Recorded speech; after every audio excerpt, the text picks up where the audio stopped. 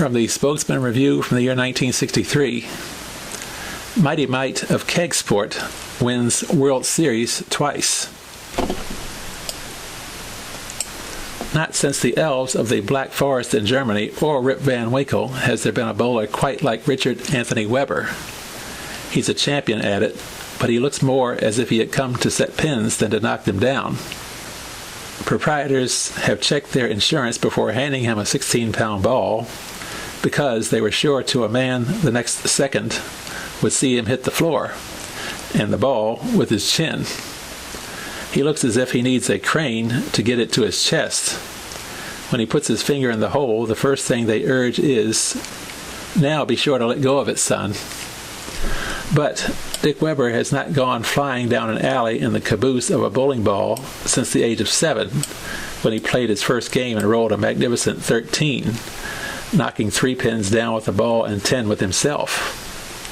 Now 33, he still weighs only 125 pounds, and only if the air conditioning is on.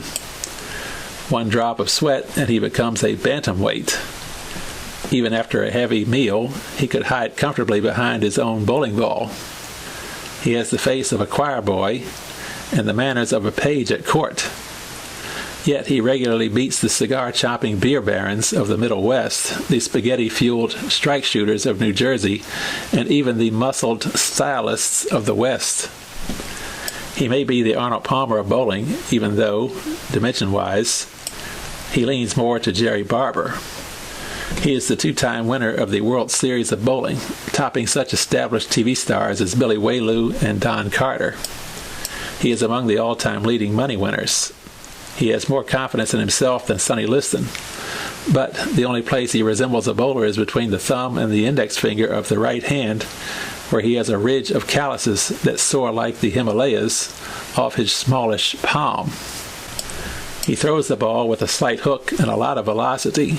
His swing is one of the purest in the game. His 4-step approach is a ballet of bowling.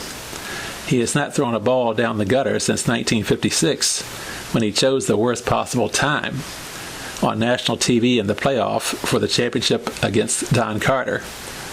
This was like shanking a putt on the 18th green of the National Open in golf. Championship bowling today is a sport of such monotonous near perfection that it looks as easy as making fudge. But among the 80 or so Professional Bowlers Association members who tour the nation in much the same manner as the nomad golf professionals, competition is so concentrated that a tolerance of 1/16th of an inch can make the difference between championship and also-ran. Weber is in town for the Los Angeles Open, which is being contested among 128 top pro bowlers in the Rose Lanes in Gardena this weekend.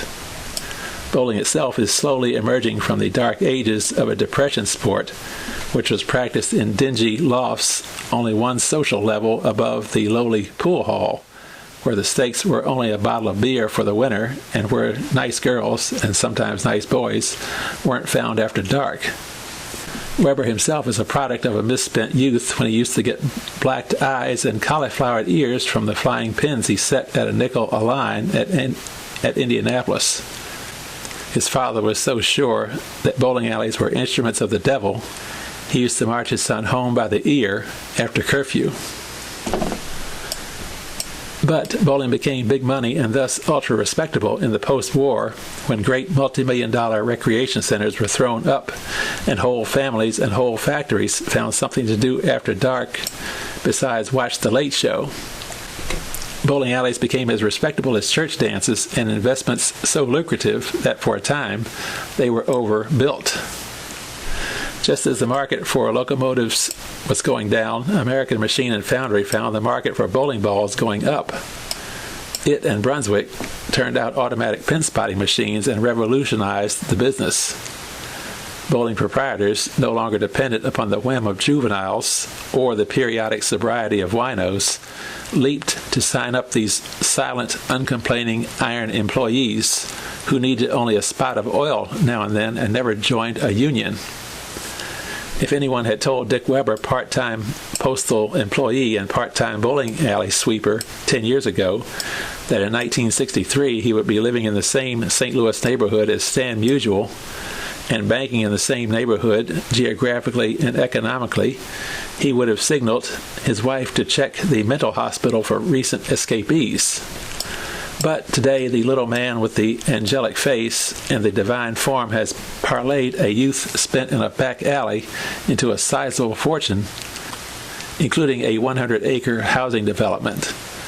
Instead of an undersized bowling alley rowdy, he has become the chairman of the board in rubber shoes and a champion whose autograph means as much to millions of people as JFK's or B. Bardot's, that is, Bridget Bardot's. And he lives life in a clatter of flying wood and the clink of deposited dollars.